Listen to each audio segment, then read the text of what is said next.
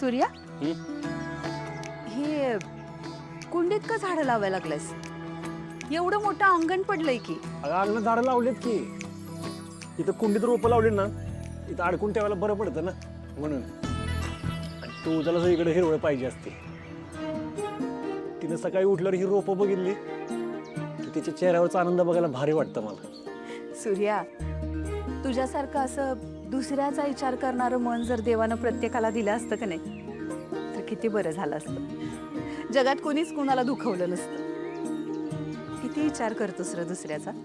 आत्या, स्वतःसाठी कुणी बी जगतं, पण दुसऱ्यासाठी जगता आलं ना तर खरी मजा आहे जगण्यात, असं मी कीर्तनात ऐकलं होतं.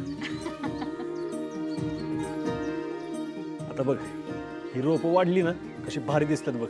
आणि तुळजा म्हणती आपल्या लोकांसाठी का होईना, पण माणसानं झाडं लावली पाहिजेत. खरं आहे सूर्या. या झाडासनी एवढ्या कौतुकानं घरात जागा दिली असतो, पण मग आपल्याच घरातलं एखादा माणूस आपल्या घराच्या बाहेर राहत असेल तर त्याच्यासाठी काहीतरी करावं असं नाही वाटत तुला? नक्की काय म्हणायचं तुला? सूर्या, मालकाने मालनचा अपमान केला म्हणून तू त्यांच्यावर भडकलास, त्यांच्याशी भांडलास बी. आम्हाला दोघींनाही तर तुझ्या घरी घेऊन आलास. अजून बी तू मागं हटायला तयार नाहीस, कारण तुला असं वाटतंय की मालकासनी त्यांची चूक कळली पाहिजे. बरोबर आहे तुझं, पण मग तू जे काय वागतोयस ते काय आहे?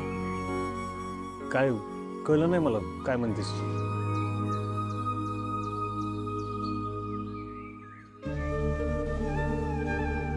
सूर्या, जिनं तुला जन्म दिला, तुला घडवलं, की तुझी आई तुझ्याच घराबाहेरच्या एका कोपऱ्यातल्या खोलीत राहते, स्वतःला निर्दोष सिद्ध करण्यासाठी धडपडतीये ती.